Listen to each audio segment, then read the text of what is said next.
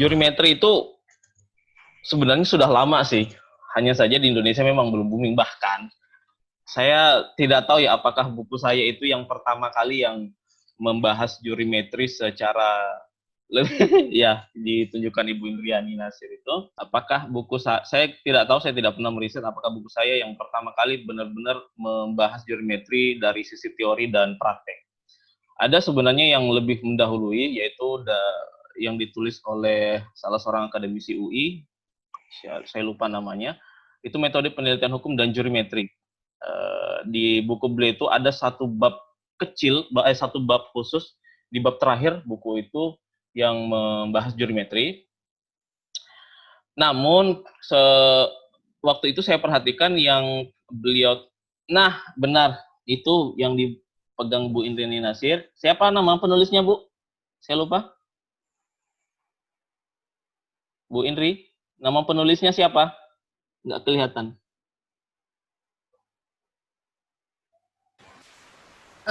Roni Hanitijo Sumitro. Ya, benar. Beliau adalah Roni Hanitijo Sumitro, akademisi UI, dosen senior di Fakultas Hukum UI, kalau saya tidak salah.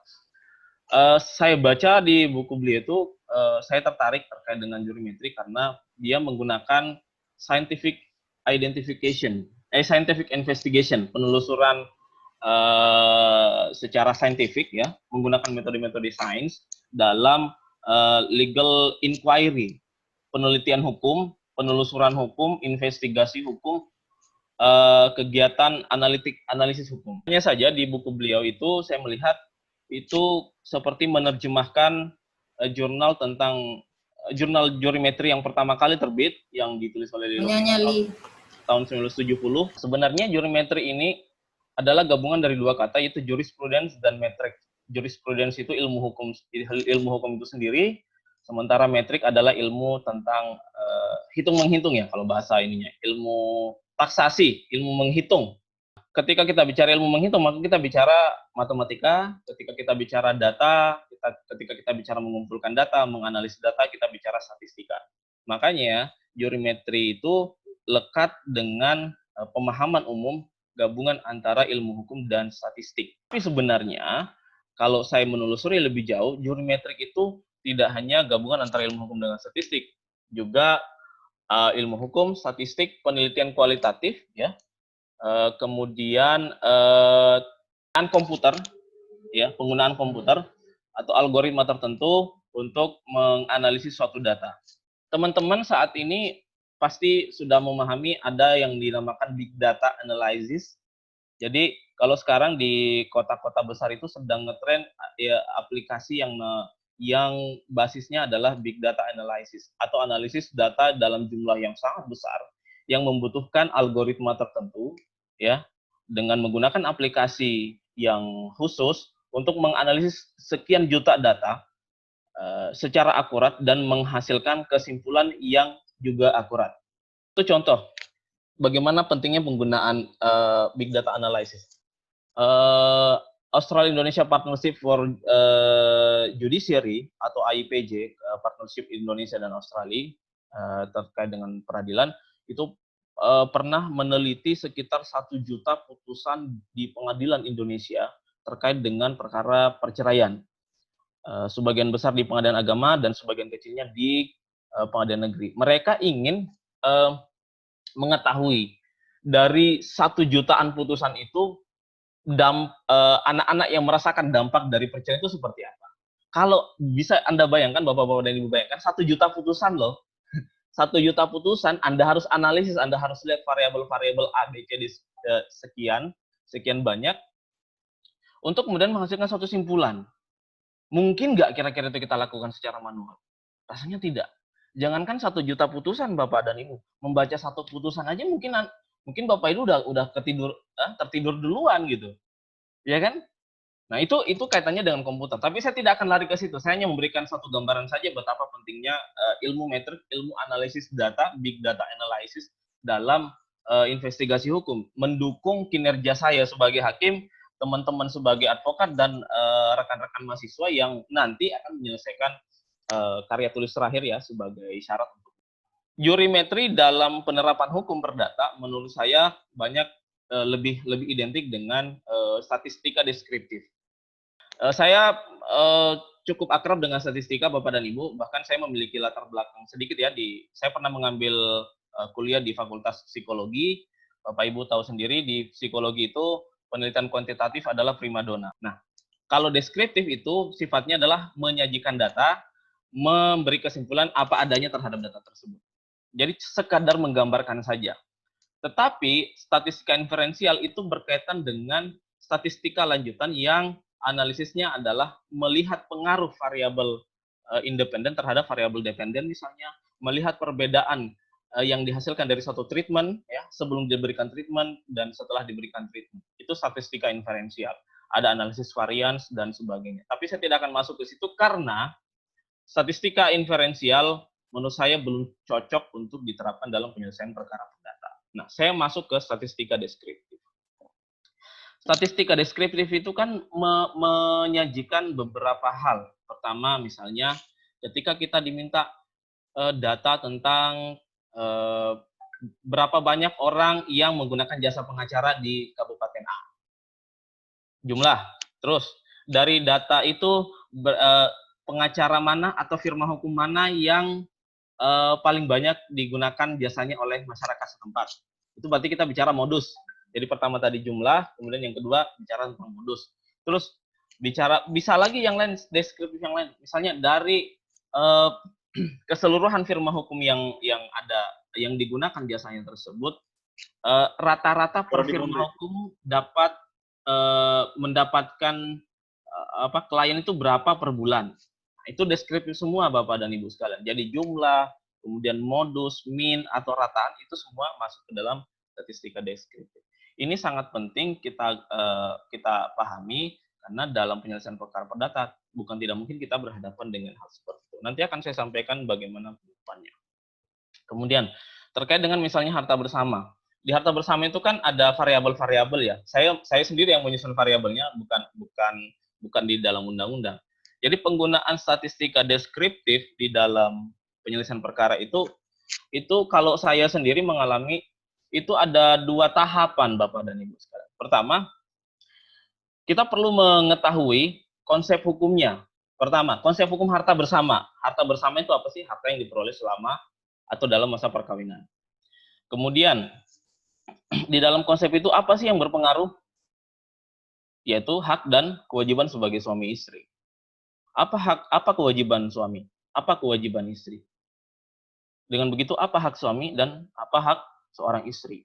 Nah, menurut saya dalam penerapan jurimetri kita tidak langsung ke statistika deskriptifnya dulu. Kita ke telaah kualitatifnya dulu. Setelah kita menentukan variabel-variabel tersebut, maka kita akan melihat ada 2 perbandingan. Ini nih kewajiban suami misalnya ada 5, kewajiban istri ada 5 dalam rumah tangga. Bagaimana kita masuk ke statistika deskriptif? Kita melakukan yang namanya penskalaan. Di dalam konsep hukum, hak itu muncul setelah kita melaksanakan kewajiban. Kewajiban dan hak itu harus selaras, harus seimbang. Jangan kewajiban kita kecil, kita minta hak yang gede. Atau jangan kita cuma ngerjakan sebagian kecil kewajiban kita, tapi kita minta gaji full. Kan nggak fair, ya nggak? Ya kan? Kita sebagai karyawan nih kewajiban kita 10, tapi sehari-hari kita cuma ngerjain 5. Kita minta gaji full, fair apa enggak? Enggak. Logika seperti itu saya bawa dalam penyelesaian harta bersama. Kalau bagian normatifnya istri 1/2, maka kewajibannya juga adalah 1/2. 1/2 kewajiban linear dengan akibat hukumnya, yaitu 1/2 hak dari harta bersama. Begitupun suami. Nah, bagaimana 1/2 ini saya terapkan untuk menyimbangkan neraca keadilan.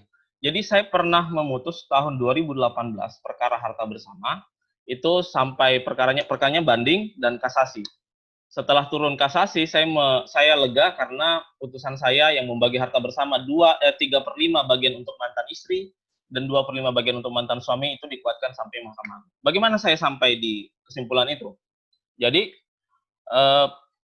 kalau kewajiban itu 1/2, mengambil seporsi 1/2, jadi setiap satu kewajiban itu nilainya adalah, skalanya adalah karena ini 5 ya, 1/5 kali 1/2. Ya enggak? Berarti 1/10 kan? 1/10, 1/10, 1/10, 1/10, 1/10. Jadi saya sudah mengidentifikasi ada 5 kewajiban suami, begitupun istri ada 5 kewajiban istri. Bapak dan Ibu bisa baca di buku saya. Nah, kenapa waktu itu saya membagi harta bersama 3/5 dan 2/5? Karena gini, fakta yang terungkap di persidangan, selama perkawinan itu, si suami ini cuma mengandalkan gaji pensiun, ya. Sebelum pensiun dia bekerja di salah satu instansi pemerintah, gajinya sekian, terus setelah pensiun dia pasrah dengan keadaan cuma mengandalkan gaji pensiunnya saja. Sementara si istri selama menikah, baik sebelum suaminya pensiun maupun setelah pensiun, itu juga ikut ikut bekerja, bahkan jauh lebih keras, lebih gigih dibanding suaminya. Dia sampai jaga portal, dia sampai buka usaha menjahit, usaha rental, segala macam. Terbukti pula di persidangan bahwa dari usahanya itulah mereka pada akhirnya bisa membeli rumah, bisa membeli tanah, bisa membeli mobil. Parahnya lagi, setelah mereka bercerai, anaknya itu masih ada yang belum menikah, 1 orang perempuan. Pada saat anaknya akan menikah, bapaknya ini itu tidak mengurus gitu segala kebutuhan itu. Yang memenuhi kebutuhan untuk perkawinan itu adalah ibunya. Bahkan si ibu ini, si janda ini harus meminjam uang di bank sekian puluh juta ya dengan jaminan sertifikat rumah dan dia sendiri yang membayar hingga lunas. Kami mendapati fakta itu Bapak dan Ibu sekalian. Tergerak hati kami untuk menilai kembali apakah fakta seperti ini layak kita membagi harta bersama itu 1/2. Saya dan ketua majelis beserta hakim senior saat itu menyepakati ini tidak adil kalau 1/2. Kita harus membagi sesuai dengan pertimbangan keadilannya. Neraca keadilannya harus kita imbangkan kembali. Siapa yang mengambil porsi kewajiban jauh lebih besar, maka berhak atas hak yang juga lebih besar dari pihak lainnya. Nah, 1/10. Tugas utama seorang suami adalah mencari nafkah untuk memenuhi kebutuhan keluarga. Faktanya, kewajiban ini justru dijalankan oleh istrinya. Perlu Bapak Ibu ingat sekalian, sebelum mereka bercerai, si suami sudah tidak menafkahi istri.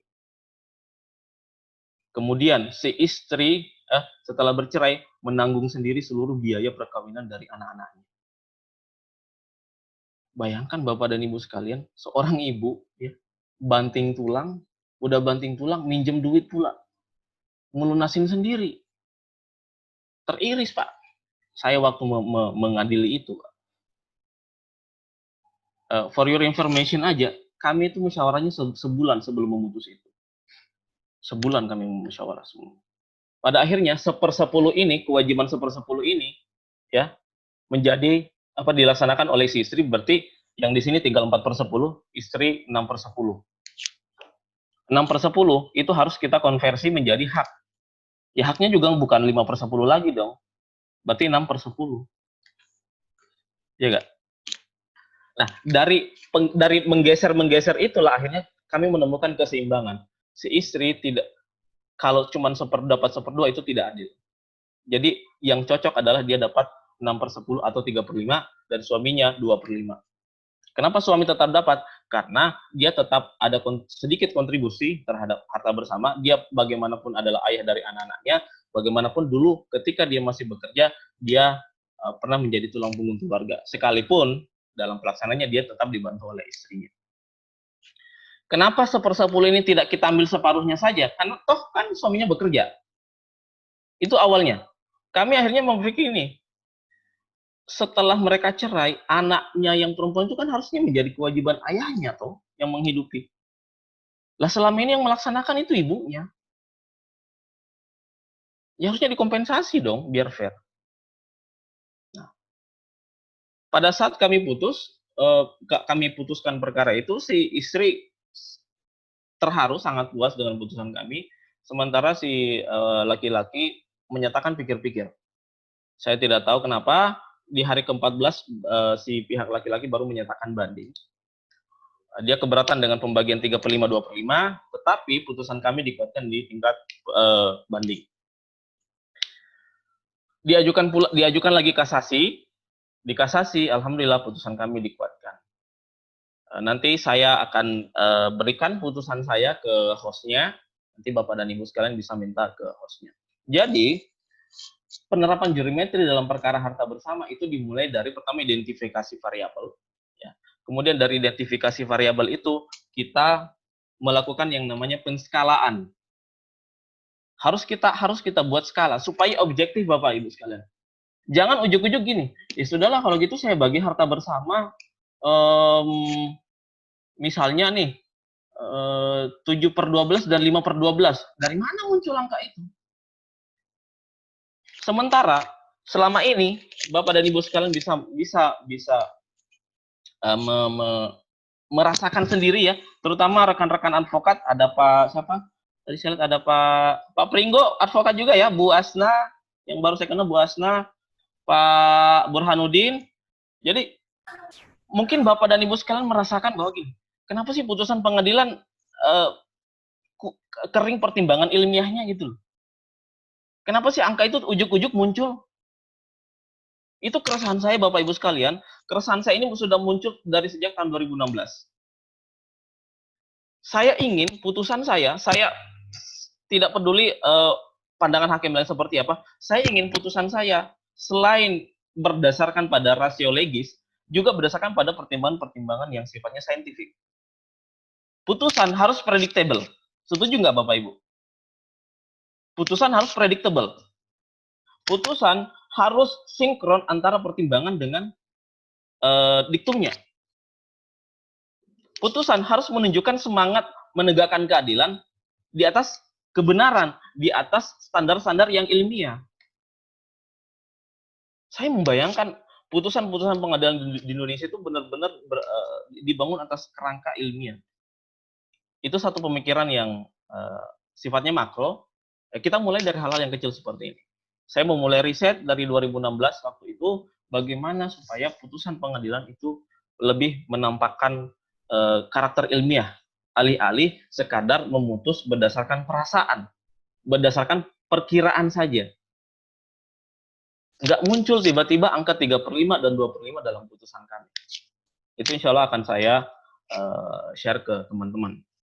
Nah, jadi saya tegaskan kembali Bapak Ibu sekalian, di dalam jurimetri pendekatannya bukan cuma statistik, bisa simulasi matematika sederhana, bisa penggunaan big data analysis, ya, komputer, dan juga standar-standar yang digunakan dalam penelitian kualitatif. Semuanya ini berkelindan, digunakan secara bergantian sesuai dengan peruntukannya.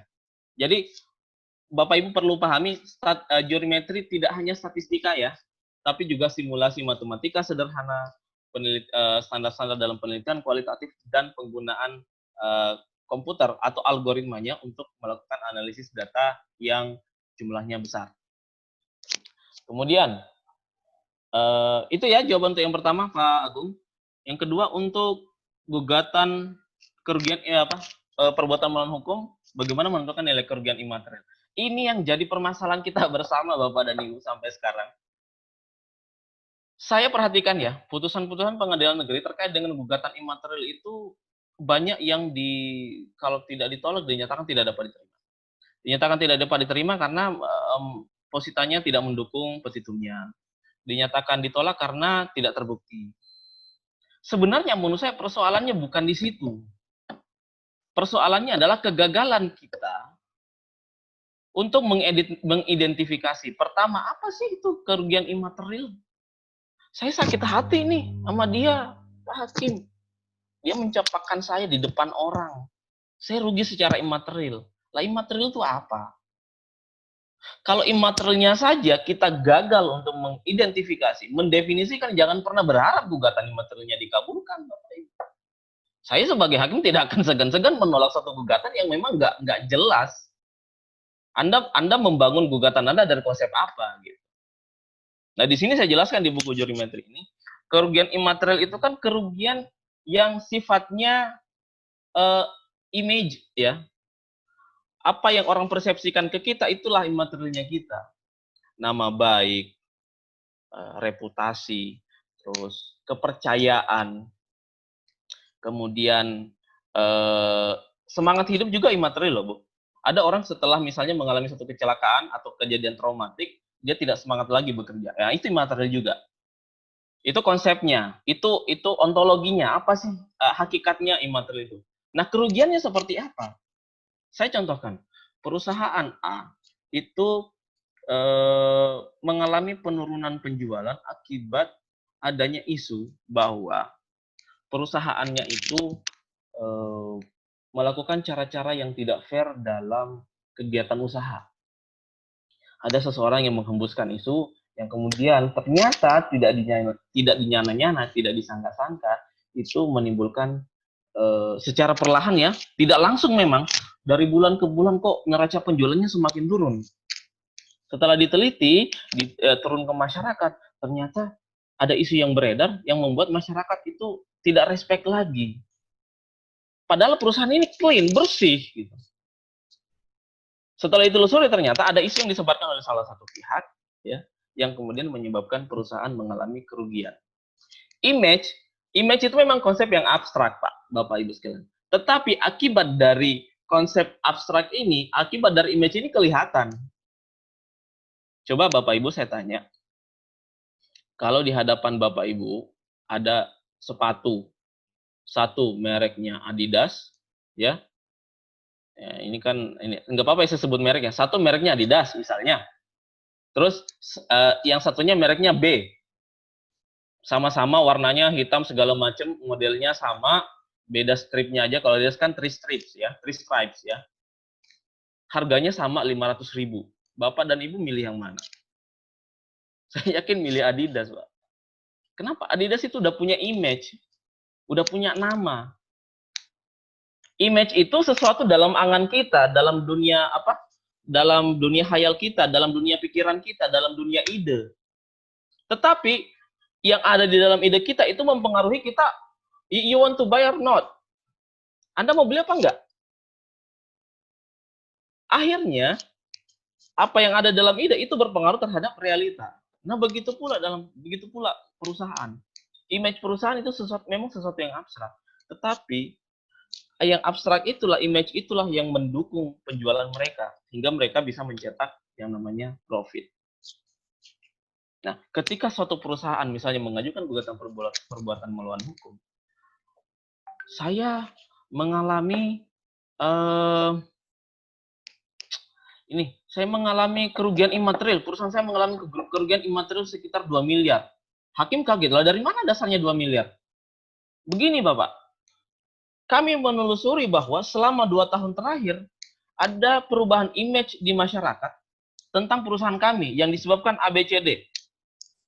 Seharusnya jika itu tidak ada dan image kami tetap bagus, maka penjualan kami seharusnya bukan 1 juta US dollar dalam 2 tahun terakhir, tetapi seharusnya 2 juta US dollar. Itu Pak yang dimaksud dengan kerugian imaterial. Ada ininya, ada caranya. Makanya di dalam buku saya, kerugian imaterial itu bisa pertama pengurangan keuntungan secara terus-menerus dalam kurun waktu tertentu ya. Kemudian pengurangan kalau di perusahaan itu ada namanya apa istilahnya? Valuasi perusahaan. Nilai perusahaan berkurang, apalagi perusahaan yang sudah go public yang bermain di pasar saham itu sangat menggantungkan valuasinya pada saham. Ketika citranya menurun, maka nilai sahamnya juga anjlok. Itu semua adalah wujud dari kerugian imaterial. Kegagalan kita selama ini adalah mengidentifikasi itu semua, Pak. Kami mengalami kerugian imaterial. Sekian. Karenanya tergugat mohon untuk dihukum membayar kerugian imaterial sebesar 100 miliar rupiah. Dari mana 100 miliar rupiah itu? Kebanyakan gugatan imaterial Bapak Ibu sekalian, kalau kita orang awam itu bikin jantungan itu nilainya. Cuma misalnya nih keserempet motor gitu kan, harus dijahit gitu. Saya minta kerugian material 5 miliar, kaget Pak. Itu kalau orang awam nggak paham, itu bisa yang ada penyakit jantung bisa mati di tempat itu, Pak. Tiba-tiba jurusita datang bawa panggilan sidang. Pak, Anda digugat ini, Pak. Dia baca pingsan duluan di depan jurusita, Pak. Belum sidang udah koid duluan, Pak.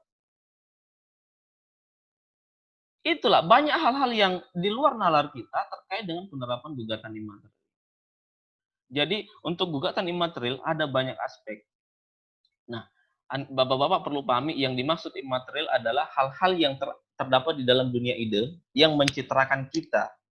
Saya misalnya ke siapa ini? Pak Andi Dedi. Orang yang mengenal Pak Andi Dedi itu pasti sudah punya image, oh Pak Andi Dedi itu A, B, C, D sekalian. Oh Pak Andi Dedi itu perusahaannya terpercaya A, B, C, D sekalian. Tiba-tiba ada temannya Pak Andi Dedi yang nikung. Main di belakang. Udah deh. Pak Andi Dedi pernah giniin saya, udah saya balas. Akhirnya Pak Andi Dedi nggak nyadar 2 tahun terakhir kenapa penjualannya menurun terus. Ternyata ada persoalan di image yang merupakan aspek imaterial dari perusahaannya yang berpengaruh terhadap valuasi perusahaannya, yang berpengaruh terhadap pendapatan dari perusahaannya. Gitu ya Bapak Ibu sekalian. Kemudian terakhir saya tegaskan gini. Dalam menghitung nilai kerugian imaterial, tadi kan ada beberapa ya. Pertama, menurunnya valuasi. Itu harus real. Bapak dan Ibu sebagai, terutama Bapak dan Ibu yang advokat ya, yang menerima keluhan klien, saya ingin gini Pak, ada kerugian imaterial segala macam. Ya perlu untuk mengidentifikasi dulu. Perusahaan Bapak go public nggak? Ya go public. Terus boleh saya lihat nggak neraca penjualannya 2 tahun terakhir? Boleh. Boleh saya lihat 2 tahun yang lebih dulu lagi? Jadi Bapak bisa bandingkan. Oh ternyata 2 tahun misalnya periode 2 tahun awal dengan periode 2 tahun akhir, itu periode 2 tahun akhir terjadi penurunan secara perlahan-lahan tetapi cukup signifikan di akhir. Itu diteliti. Jadi Bapak Ibu sebagai, mohon maaf saya tidak mengajari, Bapak dan Ibu sebagai lawyer perlu juga melakukan riset pendahuluan, Pak. Kalau di penelitian namanya pilot study kan. Kita mau meneliti pilot study kan. Apalagi Bapak Ibu yang berkecimpung di dunia penelitian kuantitatif, sebelum Anda melakukan penelitian kuantitatif, Anda harus ada pilot study dulu. Anda harus melihat dulu ada nggak dasen dan dasolennya, ada nggak gapnya. Bapak menerima nih permohonan itu. Teliti dulu, valuasi perusahaannya seperti apa, nilai-nilai sahamnya 2 tahun terakhir seperti apa, kemudian penjualannya seperti apa, ada nggak penurunan. Dari situ Bapak lihat lagi, masuk ke penelitian kualitatifnya, kenapa bisa seperti ini. Nah Bapak coba lihat data konsumennya perusahaan A apa, ada sekian nama A, B, C, D sampai Z. Bapak coba wawancara satu persatu, Pak. Bapak tahu perusahaan ini? Gitu. Gimana tanggapan Bapak awalnya? Sekarang gimana? Nah, dari sekian data yang Bapak kumpulkan, Bapak akhirnya punya gambaran. Oh, perusahaan saya begini-gini mengalami penurunan karena salah satu misalnya black campaign yang diajukan oleh dilakukan oleh pihak lawan sehingga secara tidak sadar menyebabkan perusahaan klien saya merugi. Kalau saya yakin kalau Bapak dan Ibu sekalian, terutama yang lawyer, melakukan riset kecil seperti itu sebelum mengajukan gugatan, saya sangat yakin gugatan Bapak dan Ibu tentang perbuatan melawan hukum yang di dalamnya mengandung tuntutan ganti rugi imaterial itu akan sangat dipertimbangkan oleh hakim. Kenapa? Karena itu berbasis data, Pak. Ya, sekali lagi saya tegaskan bahwa kebanyakan dari kita gagal untuk menghadirkan data yang valid, data yang bona fide. Hakim kan berbicara data, Pak, berbicara fakta. Ujuk-ujuk gugat 10 miliar kerugian imaterial karena saya diserempet ini. Nah, dari mana? Ujuk-ujuk perusahaan A mengatakan karena perbuatan tergugat, perusahaan klien kami mengalami kerugian imaterial sebanyak 100 miliar. Dari mana angkanya itu 100 miliar? Kan beda. Kalau material kan beda. Material itu sesuatu yang nyata kan. Misalnya mereka sudah perusahaan A dan perusahaan B udah ada deal awal nih. Udah keluar duit banyak nih si A karena dia ya kayaknya dijanjiin ya sama si B. Gini deh, nanti kalau jadi nih ya, pokoknya perusahaan lu dapat proyek A, B, C, D sekalian. Nilainya 1 triliun, Bos.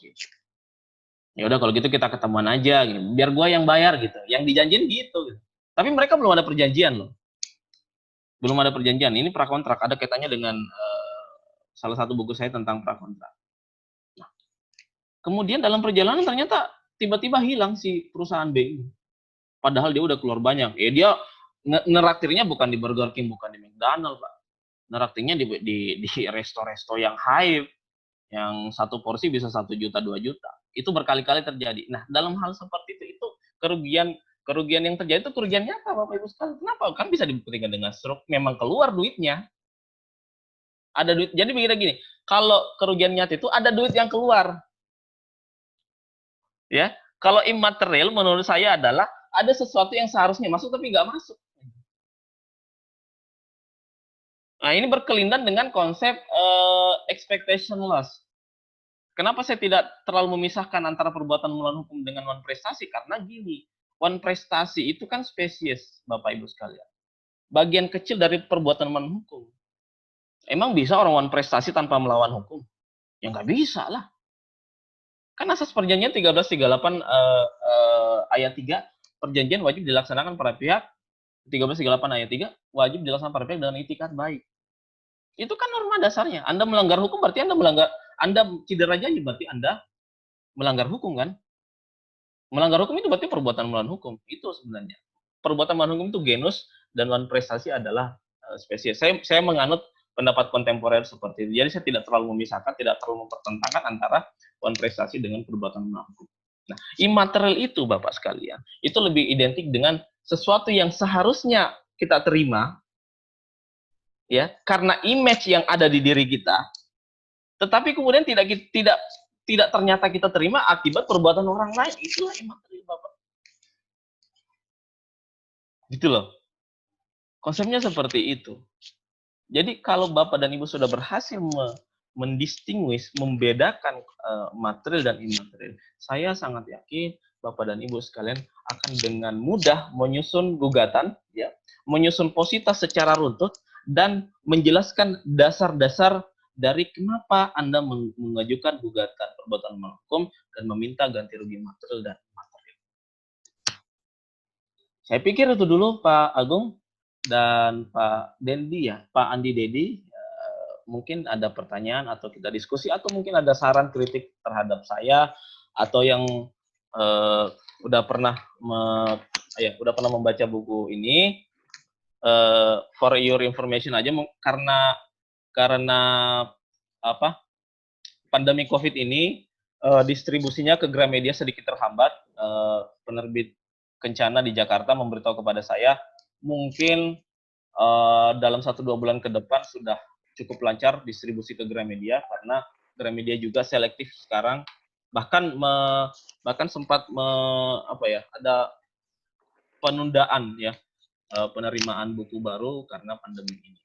Jadi Bapak-bapak dan Ibu yang berminat silakan berselancar di platform toko online, Tokopedia, Bukalapak, dan sebagainya untuk mendapatkan buku ini.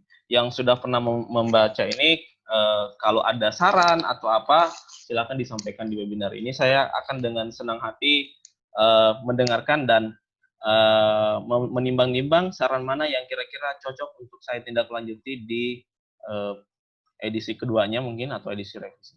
Itu dulu mungkin Pak Agung dan Pak Dedi. Saya kembalikan, silakan. Bang, ini jurimetri sebenarnya merupakan disiplin ilmu hukum atau bagaimana, Bang? Oke. Jadi gini, maksudnya saya ingin bertanya dulu, Bang, sebelum kita lempar ke audiens. Oke, ya. Kalau ini kan Littlefinger ya, yang saya ambil minum dulu, tidak seret. Jurimetri itu kan digagas Littlefinger. Dia artikel pertama yang kemudian menjadi basis dari jurimetri ini adalah Jurimetrics Methodology of Legal Inquiry. Jadi dia belum menjadi suatu ilmu tersendiri sebenarnya. Jadi dia adalah satu metode di dalam, menurut saya, di dalam ilmu hukum terkait dengan bagaimana cara kita menginvestigasi suatu peristiwa hukum, menginvestigasi suatu kasus hukum untuk mendapatkan gambaran yang lengkap. Tujuan akhirnya mendapatkan kesimpulan yang representatif, kesimpulan yang mencerminkan seluruh aspek atau circumstances dari perkara tersebut. Jadi belum menjadi ilmu menurut saya, karena untuk menjadi suatu ilmu kan perlu ada kolokium internasional, perlu ada suatu kesepakatan internasional bahwa ini menjadi sebuah ilmu. Saya ambil contoh, semiotika itu Ya, ya. semiotika itu di tahun 1930 apa 1950-an itu kan sudah ada sebenarnya. Tetapi dia baru benar-benar diakui menjadi sebuah ilmu itu di tahun 1970 atau 80-an kalau saya tidak salah. Itu setelah ada kolokium internasional beberapa kali, dia metodenya sudah dipadankan dan segala macam. Nah, jurimetri itu sepanjang pengetahuan saya memang belum. Jadi masih menjadi suatu metode kecil, bagian kecil dari, menurut saya, satu bagian kecil dari ilmu hukum. Satu bagian kecil dari ilmu hukum. Ya, apakah dia masuk di penelitian hukum atau masuk di mana? Itu saya pikir debatable ya. Kita bisa punya persepsi tersendiri. Tapi menurut saya jurimetri itu secara generik itu masuk ke penelitian hukum sebenarnya. Jadi riset tentang hukum itu disitulah menurut saya rumah asalnya jurimetri. Tetapi di dalam penerapan hukum, jurimetri juga bisa masuk. Kenapa? Karena memang ada korelasi di antara mereka. Saya ingin menyampaikan gini, pengadilan itu sebenarnya jauh tertinggal dari KPPU. Bapak dan Ibu yang lawyer, siapa yang pernah beracara di KPPU? Komisi Pengawas Persaingan Usaha. Baca putusan KPPU. Ada beberapa tuh yang menarik Bapak Ibu. Misalnya kasus kartel skuter metik, kasus kartel bawang putih, kasus monopoli, saya lupa satu perusahaan itu. Kartel yang menarik di KPPU. Kalau Bapak Ibu sekalian baca putusan KPPU, di dalamnya sangat banyak data statistik. Padahal KPPU itu kuasi peradilan loh. Tapi putusannya rata-rata 100-200 halaman. Bahkan ada yang 300-400 halaman. Di kasus kartel skuter metik, itu disajikan data statistik yang sedemikian banyak untuk melihat ada tidaknya indikasi persekongkolan di antara para distributor utama beberapa merek motor di Indonesia menaikkan harga. Dulu ya Bapak Ibu, Honda Vario itu tahun 2010 sampai 2012 itu masih 12-13 juta kan? Ya enggak? Sekarang Vario berapa? 24 juta. Hanya dalam kurun waktu sekitar 8 tahun meningkat 2 kali lipat. Tapi saya nggak menganggap itu kartel gitu, enggak. Tetapi ada periode-periode, kan itu terbukti di KPPU melakukan kartel. Yamaha didenda sekian, Honda didenda sekian. Jadi itu kemudian menyebabkan harga pada akhirnya naik secara sangat-sangat signifikan. Bagaimana KPPU, komisioner KPPU bisa sampai ke putusan itu? Mereka melihat data statistik dari data penjualan setiap merek skuter metik dari tahun ke tahun.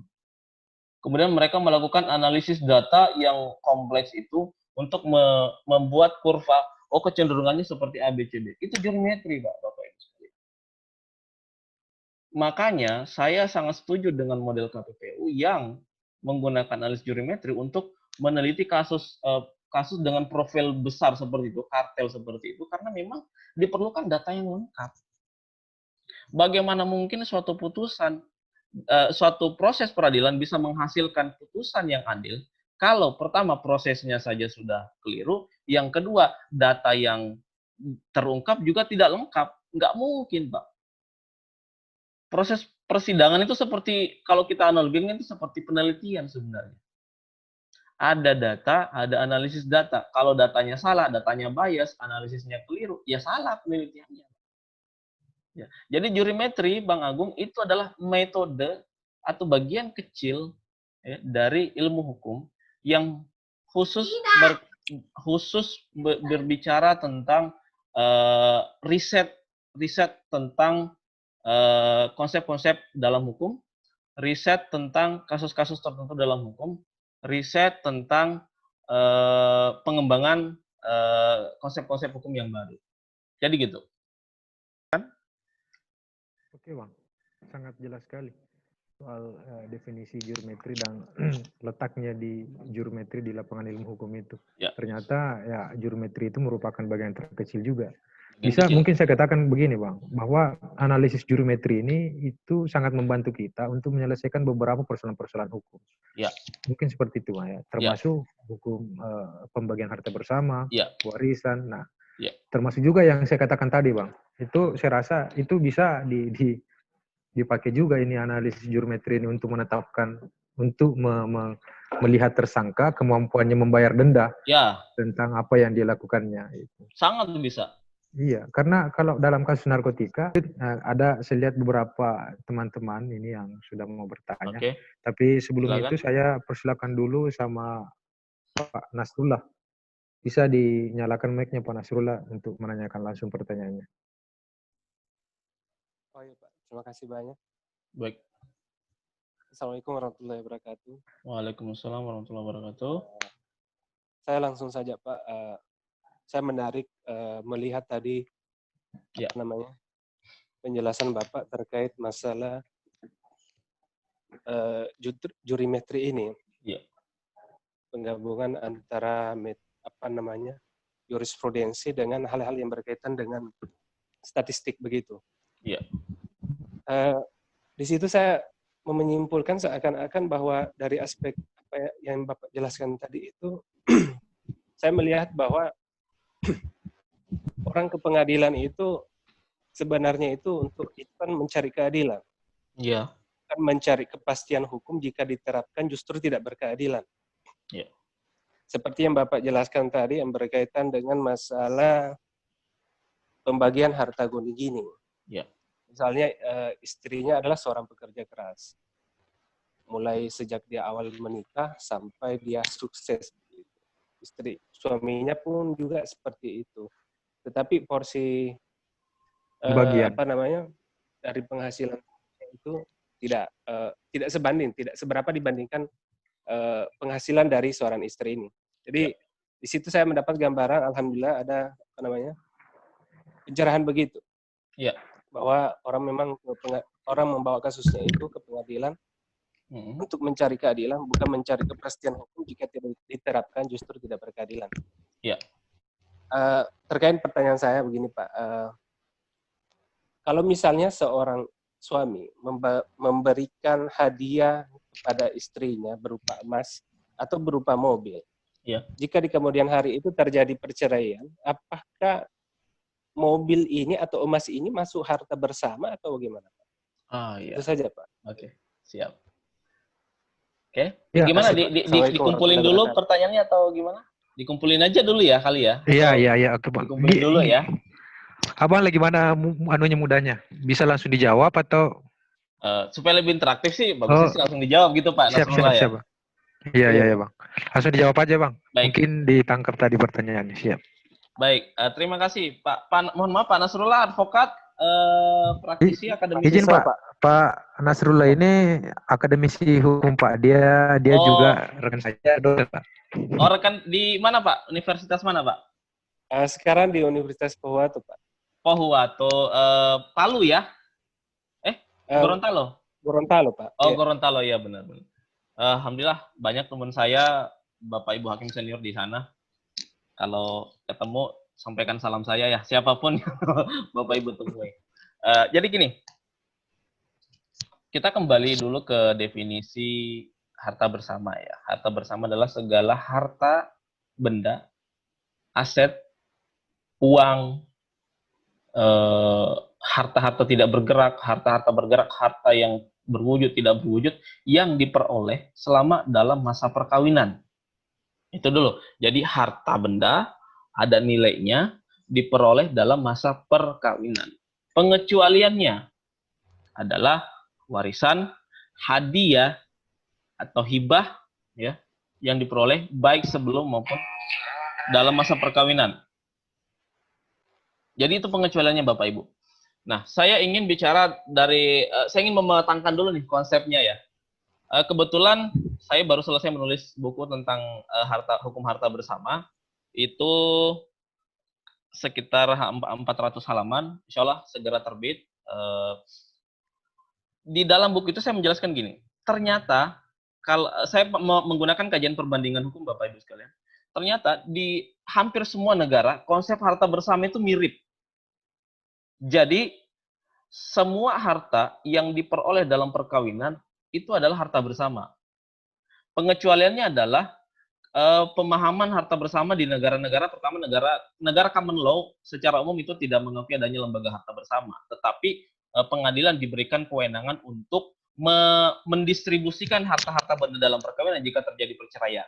Jadi kalau negara-negara common law itu umumnya tidak mengakui adanya lembaga harta bersama, tetapi ketika terjadi perceraian, ada aset yang mereka peroleh sama dalam perkawinan, pengadilan punya kewenangan untuk mendistribusikan itu secara fair menurut kontribusi mereka. Kalau di Jepang lebih parah lagi, memang tidak ada harta bersama di Jepang. Yang menjadi harta bersama di Jepang itu hanyalah terhadap harta-harta yang diperoleh dan tidak jelas atas nama siapa harta benda tersebut. Nah, itu baru jadi harta bersama, Pak, di Jepang.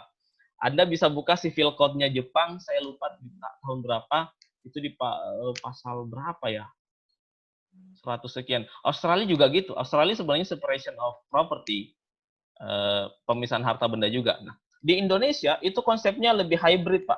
Ya biasalah ya, sistem hukum kita kan hybrid ya, menggabungkan sana sini, comot sana sini menjadi satu sistem hukum. Di Indonesia, harta yang diperoleh selama dalam masa perkawinan adalah harta bersama kecuali harta yang diperoleh melalui wasiat, hadiah atau hibah dan warisan. Hadiah, kalau sudah bicara hadiah, hibah, dan warisan, itu sudah menjadi pengecualian dari harta bersama. Baik diperoleh sebelum maupun dalam masa perkawinan. Terkait pertanyaan Bapak tadi, suami ngasih emas, ngasih mobil dan sebagainya ya. Apakah itu dihitung harta bersama? Menurut saya tidak. Tidak. Itu adalah hak istri sepenuhnya. Sama dengan ketika kita memberikan mahar, itu menjadi hak sepenuhnya dari istri. Beda kalau, yang beda tuh gini Pak, yang beda kita sebagai saya dengan istri saya mendapat hadiah dari pihak lain di dalam masa perkawinan. Misalnya, Bapak A memberikan 1 unit mobil, ya, yang dalam akad pemberiannya menegaskan ini mobil milik suami dan istri. Sekalipun itu hadiah, karena peruntukannya untuk mereka berdua tegas dalam akadnya, maka itu menjadi harta bersama.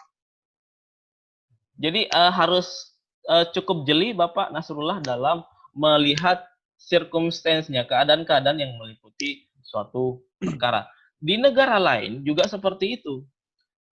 Meskipun hadiah itu tidak termasuk harta bersama, tetapi jika pihak ketiga yang memberikan hadiah tersebut dengan tegas menyatakan atau dalam akta pemberian hadiahnya atau akta hibahnya itu menyatakan bahwa itu milik mereka berdua, maka jelas itu adalah harta bersama suami dan istri. Gitu. Jelas mungkin Pak Nasrullah? Ada yang mau ditambahkan? Jelas Pak ya? Satu lagi Pak. Ya silakan Pak. Saya ingin ini bertanya, apakah metode analisis jurimetrik ini bisa digabungkan dengan metode analisis secara dialektika begitu Pak? Jadi gini, hasil dari analisis jurimetri itu adalah data yang bisa bersifat kuantitatif dan kualitatif. Saya pertanyaan Bapak belum terlalu menukik dialektika seperti apa, tapi saya menduganya gini, bisa nggak itu didialektikakan dengan konsep hukum, dengan norma hukum seperti itu ya? Atau prinsip hukum? Sangat bisa Pak, sangat bisa. Karena kan tadi gini, data jurimetri menunjukkan bahwa si mantan suami hanya menjalankan kewajiban A, B, C, D. Sementara kewajiban E itu tidak dijalankan. Kemudian, si istri justru menjalankan kewajiban E-nya suami. Diperoleh harta sedemikian rupa. Bagaimana kita mendialektikakan itu dengan konsep hukum? Ya kita bicara penafsiran dulu. Janda dan duda dalam pasal 98, kalau saya tidak salah, kompilasi Islam menyatakan mendapatkan separuh dan separuh terhadap harta bersama yang ada. Jadi jika terjadi perceraian masing-masing janda dan duda mendapatkan separuh bagian. Kita harus pahami dulu Bapak, apa sih arti dari separuh bagian bagi masing-masing janda dan duda terhadap harta bersama tersebut. Nah, di sini kita masuk ke kajian dekonstruksi. Kita bongkar dulu teks itu. Ya. Terserah Anda mau pakai model dekonstruksi Derrida yang lebih menekankan aspek filosofis dari satu teks, atau Anda mau menggunakan dekonstruksi yang berbasis kajian penandaan dan petandaan seperti yang dikemukakan oleh siapa lagi tuh? Charles Sanders Peirce, silahkan. Tetapi pada intinya gini, Anda harus paham dulu konsep hukumnya seperti apa. Kalau saya memahami dari saya melihat spirit pasal 98 itu, bahwa suami dan istri itu ketika terjadi perceraian berhak mendapatkan masing-masing 1/2 bagian itu jika masing-masing mereka selama dalam masa perkawinan itu menjalankan kewajibannya. Itu analisis dari normanya, pemahaman terhadap normanya. Nah, asasnya seperti apa? Bahwa setiap orang berhak mendapatkan apa yang layak untuk dia dapatkan. Kalau konsepnya John Rawls kan justice as fairness. Ya harus terdistribusi keadilan itu, harus terdistribusi hak itu sesuai dengan kewajiban yang ia lakukan. Kita kan udah paham, orang-orang awam udah paham. Ente kerjanya segitu, minta gaji gede. Itu konsep keadilan, Pak, semuanya, Pak. Nah, bagaimana kita mendialektikakan itu? Nah, fakta yang kita peroleh dari analisis jurimetri segini nih. Nah, konsep keadilannya seperti ini, normanya seperti ini. Kalau setelah kita pertemukan, kita akhirnya sampai pada satu kesimpulan bahwa, oh, kalau seperti ini kasusnya, tidak bisa kita terapkan pembagian 1/2 dan 1/2. Timpang, Pak, neraca keadilannya. Tugasnya hakim adalah to balance the scales of justice. Menyeimbangkan neraca keadilan ini. Menurut saya, cara kita mendialektikakan adalah kita ketemu dulu datanya secara lengkap, kita pahami normanya. Kalau norma ansihnya itu sudah cukup jelas dan sudah cukup representatif, kita tidak perlu melakukan tafsir ulang. Cukup tafsir ansihnya. Tapi kalau belum cukup, maka kita lakukan. Kalau kebiasaan saya mendekonstruksi, Pak. Saya dekonstruksi dulu teksnya, kemudian saya kaitkan dengan prinsip hukum, barulah saya lakukan dialektika secara lengkap, yang kemudian menjadi rasio desidendi saya di dalam putusan itu. Begitu, Pak Nasrullah? Ya, Pak. Makasih banyak, Pak. Sama-sama, Pak Nasrullah. Ya. Ada lagi? Iya, Pak. Ada yang mau bertanya lagi. Ya, Ini silakan. Pak Muhammad Nasir. Oh, sama namanya Pak dengan saya. Pak Muhammad Nasir bisa bertanya langsung atau kalau enggak saya alihkan saja ke yang lain. Pak Agung. Pak Muhammad Nasir. Moderator. Oh iya, langsung ke ini saja Ibu Hasnia. Silakan, Bu. Silakan, Bu. Belum kedengaran, mic-nya belum nyala, Bu Hasnia. Jangan di-unmute. Ya. Oke. Ya. Baik, Assalamualaikum, Pak. Waalaikumsalam, Ibu Hasnia. Ya, perkenalkan nama saya Hasnia, profesi saya Pak sebagai advokat. Oh iya. Saya juga mengajar di salah satu universitas Islam di Gorontalo. Oh, di Gorontalo juga, ya. Siap. Ya, kebetulan satu kampung dengan Pak Agung, tapi gitu. nanti di Gorontalo. Oh iya. Sangat menarik, Pak, terkait dengan penjelasan tadi mengenai jurimetri itu. Belajar dari pengalaman saya sebagai seorang advokat, selama ini kurang lebih hampir 5 perkara pembagian harta bersama, ya, gugat harta bersama, yang mana saya mendampingi dari pihak perempuan maupun dari pihak laki-laki. Siap.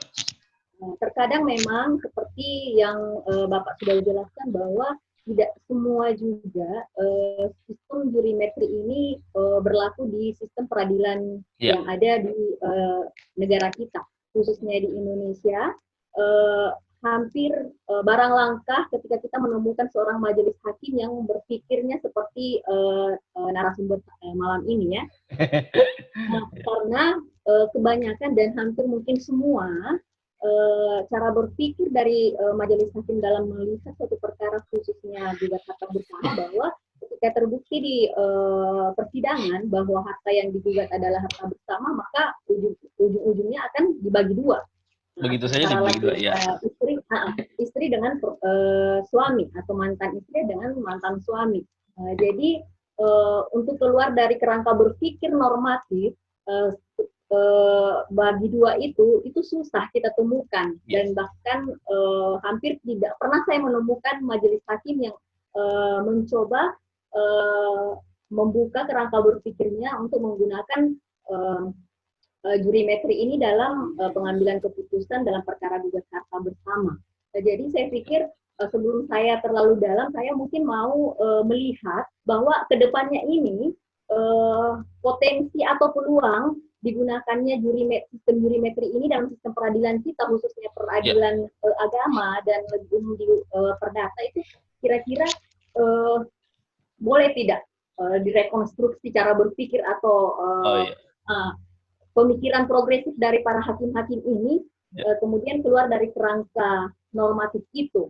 Jadi kita mau lihat, saya selaku seorang advokat mau melihat potensi dan peluang apakah ketika kita memberikan masukan atau pembelaan atau di gugatan kita tawaran proses penyelesaian perkara secara jurimetri ini kemudian bisa ditanggapi secara positif oleh majelis hakim. Itu yang pertama. Oke, Bu Hasni. Terima kasih Mas Agung. Siap. Assalamualaikum warahmatullahi wabarakatuh. Selamat malam. Salam. Bapak narasumber. Ya. Perkenalkan, nama saya Wawan Harliawan. Saya salah satu tenaga pengajar di perguruan tinggi swasta Fakultas Keguruan di Kabupaten Bone. Ya.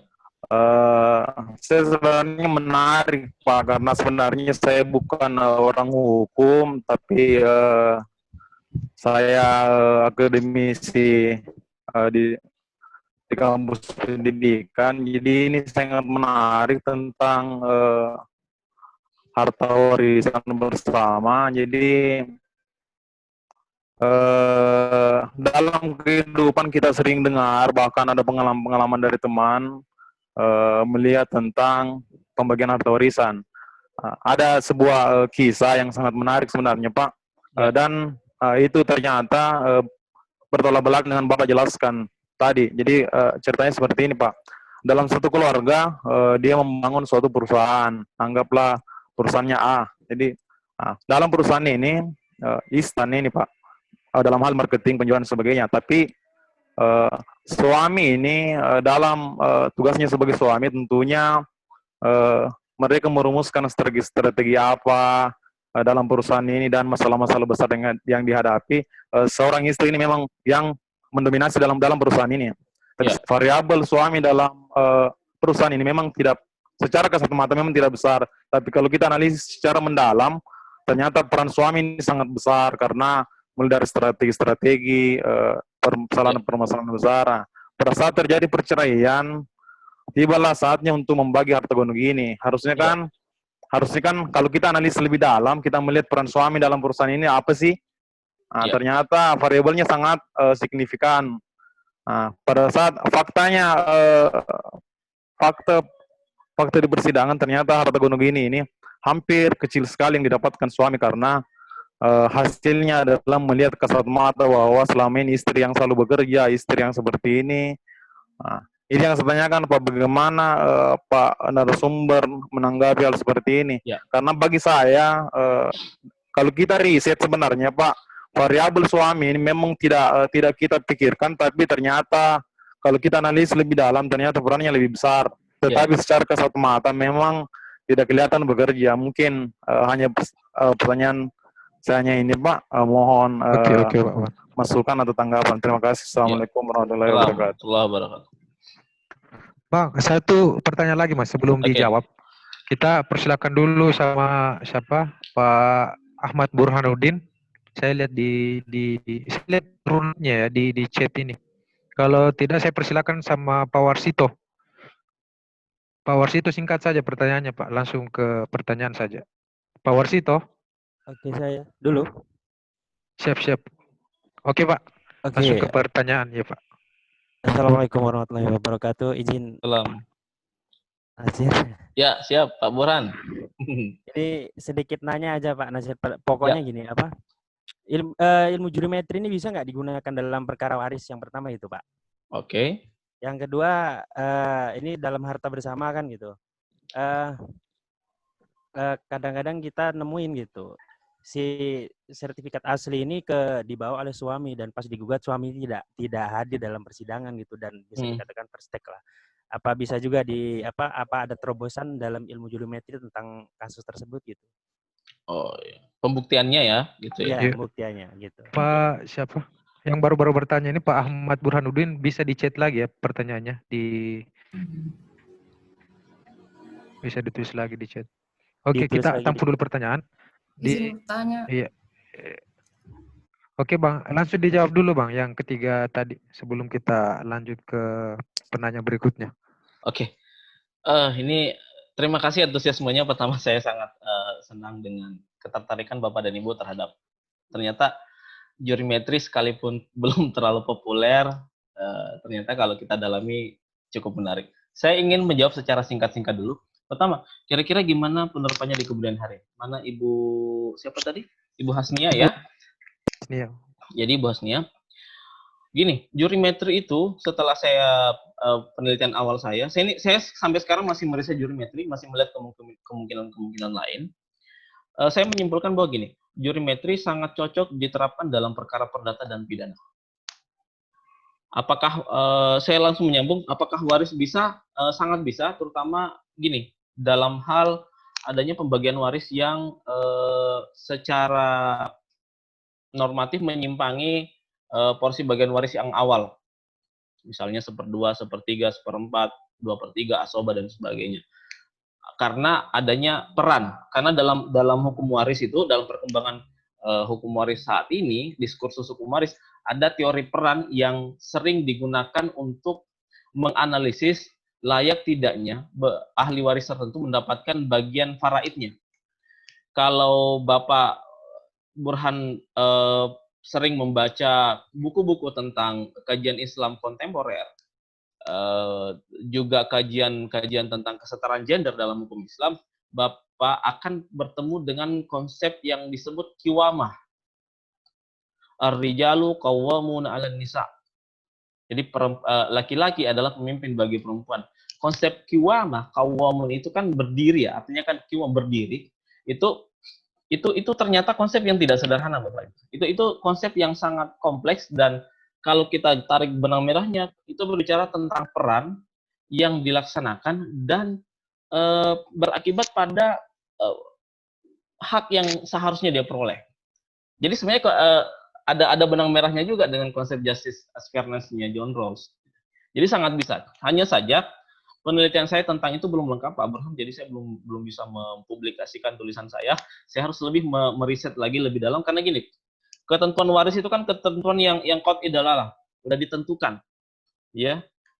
Misalnya bagi yang jika seorang laki-laki meninggalkan istri dan ada anak laki-laki dan perempuan, maka anak laki-laki perempuan bagiannya asoba, istri mendapat bagian 1/8. Itu qat'i, Pak. Dalam diskusi-diskusi kami dengan para hakim, itu hanya sebagian kecil yang berani melakukan tafsir ulang terhadap bagian faraid itu, Pak. Hanya sebagian kecil, Pak. Hanya sebagian kecil yang berani. Saya termasuk yang alhamdulillah berani menganalisis itu karena saya yakin bahwa di setiap kalamullah, di setiap ketentuan Allah, di setiap qadarullah, itu pasti selalu ada rahasia-rahasia yang hanya bisa kita ketahui jika kita mau secara sadar meneliti itu, mau secara sadar memahami apa maksud Allah mengatur seperti itu. Karena tidak ada yang Tuhan atur itu tanpa maksud. Itu pasti. Beda kalau penganut nihilisme. Kalau nihilisme kan begitu selesai kan selesai gitu. Nah, dalam pidana bisa nggak diterapkan dalam pidana? Sangat bisa. Jadi ada satu jurnal, baru ada satu artikel yang pernah saya temukan terkait dengan penerapan jurimetri di pidana. Saya lupa, penulisnya ada 2 orang. Itu terkait dengan penentuan pidana pengganti uang pengganti. Jadi gini, jika misalnya nih, jika hakim memutuskan bahwa terdakwa diputus bersalah dan dihukum untuk membayar kerugian negara sekian ratus miliar, ya. Ternyata setelah inkrah putusan itu dia belum bisa bayar, maka jika yang bersangkutan baru bisa membayar denda tersebut atau pidana uang pengganti tersebut di 10 tahun yang akan datang, tentu nilainya bukan 100 miliar. Kenapa? Karena ada inflasi. Dari tahun ke tahun, Bapak Ibu sekalian, nilai uang kertas itu makin menurun. 100.000 tahun ini, kita bisa beli mungkin sekitar 6 mangkok bakso ya, dengan harga 15.000. Tahun ini, 5 tahun yang akan datang mungkin cuma 3 mangkok. Makanya nggak fair kalau negara cuma terima 100 miliar yang baru dibayarkan 10 tahun yang akan datang. Nah, jurimetri fungsinya di situ. Untuk melihat kecenderungan inflasi, laju inflasi 10 tahun terakhir. Untuk memprediksi jika dibayar di tahun kesekian, maka seharusnya denda yang dibayar bukan 100 juta. Mungkin 120 juta. 120 miliar. Begitu seterusnya. Terkait pula dengan pertanyaan Pak Agung tadi di awal. Kira-kira nih kalau ada pengedar narkoba, terus dihukum denda segala macam, menurut saya sangat seharusnya hakim itu mempertimbangkan kemampuan ekonominya. Buat apa kita memutus kalau yang objek dari putusan kita itu justru memang nggak bisa. Sama kayak si istri digugat cerai sama suaminya, dia mengajukan gugatan balik.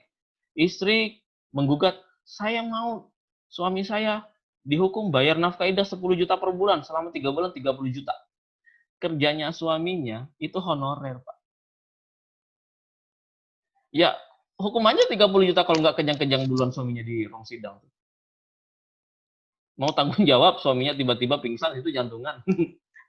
Nggak begitu hukum. Hukum itu harus logis. Jadi gini, kata kunci dari saya untuk pertanyaan Bu Hasnia dan Pak Burhan.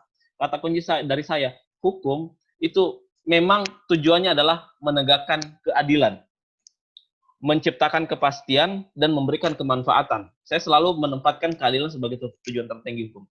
Tetapi di luar dari itu semua, hukum harus berlandaskan pada logika berpikir yang benar. Segala sesuatu yang diputuskan oleh hakim harus dapat dinalar dengan mudah. Segala sesuatu yang diputus oleh hakim harus didasarkan pada pertimbangan-pertimbangan yang ketika dikaji atau dipadankan dengan teori-teori hukum, doktrin-doktrin hukum itu harus selaras, seiring selaras. Minimal kalau secara norma tidak sejalan, dia tidak menyimpangi prinsip, tidak menyimpangi asas. Kebiasaan selama ini ketika saya memutus, saya selalu bersandar pada asas jika aturan hukum yang ada memang tidak memungkinkan untuk saya menerapkan aturan itu secara ansih.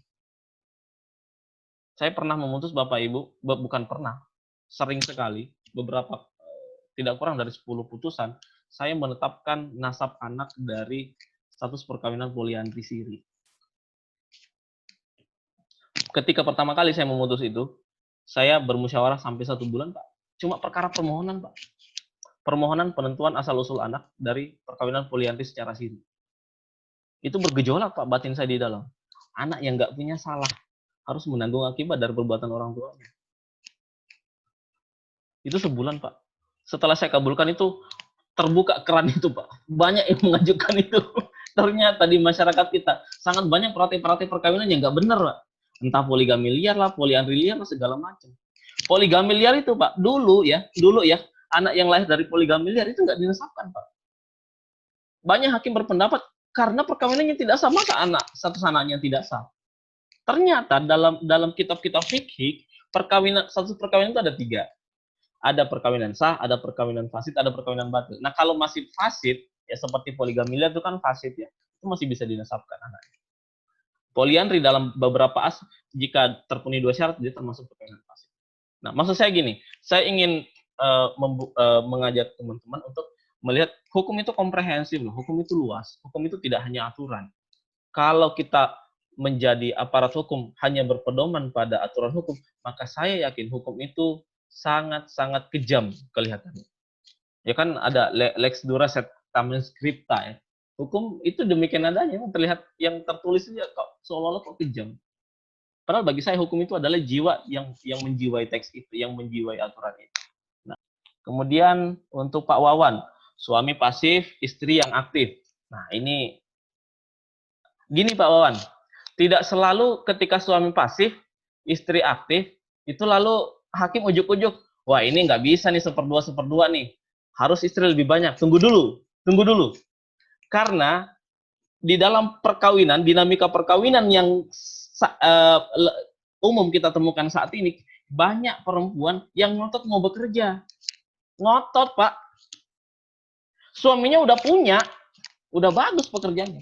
Tapi istrinya ngotot, Pak, pokoknya nggak mau, saya mau kerja, Pak. Saya sekolah tinggi-tinggi, masa saya cuma berakhir di dapur? Suaminya nggak mau nyari ribut, Pak.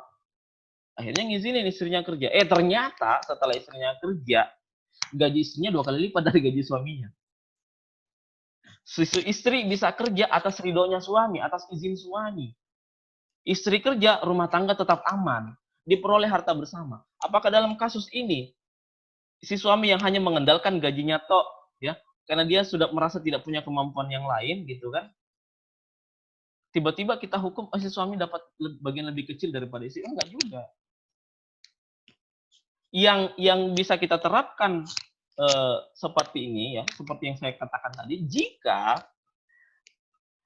suaminya malas bekerja, ya, lebih banyak menghabiskan waktu dengan nongkrong, istrinya yang terpaksa, ya, terpaksa, kata kuncinya, terpaksa harus bekerja juga di luar rumah, ya, terpaksa harus bekerja di luar rumah demi untuk menghidupi keluarga sehari-hari, demi untuk memperoleh aset. Jadi harus ada kata kunci, Pak. Kalau istri terpaksa, kasihan, untuk bekerja, sementara dia di rumah udah dikeloni suaminya, udah ngeloni anak, udah ngurus segala macam, dia juga harus kerja. Suaminya berleha-leha, nah itu, Pak. Baru kita hukum itu. Nah, kalau kayak tadi, bagaimana, kan saham ya, Pak, ya? Saya baru ingat. Bagaimana kalau kepemilikan saham? Nah, gini, Pak. Mengelola perusahaan, itu ada beberapa tipe, ada perusahaan yang berbentuk PT, ada perusahaan yang berbentuk CV. Nah, perusahaan yang berbentuk PT, kalau dalam hukum perusahaan, itu ada perusahaan keluarga, ada perusahaan non-keluarga. Perusahaan keluarga biasanya PT yang tidak go public. Biasanya PT yang saham-sahamnya dimiliki oleh keluarga-keluarga itu saja. Karena dimiliki oleh keluarga-keluarga itu saja, makanya rata-rata PT yang merupakan perusahaan keluarga itu tidak mengeluarkan surat saham. Kenapa? Lawong kalau mereka RUPS udah saling kenal kok. Tetapi perusahaan yang go public seperti Indosat, Telkomsel, segala macam itu kan go public nih, Garuda juga go public. Mereka melakukan IPO, kemudian menjual sahamnya di pasar saham segala macam. Itu perusahaan terbuka yang pemilik sahamnya satu sama lain tidak saling kenal. Makanya mereka perlu surat saham. Kenapa? Kalau tidak ada surat saham mereka nggak bisa ikut RUPS. Seperti itu. Nah, bagaimana mengelola perusahaan keluarga? Ya kadang-kadang begini.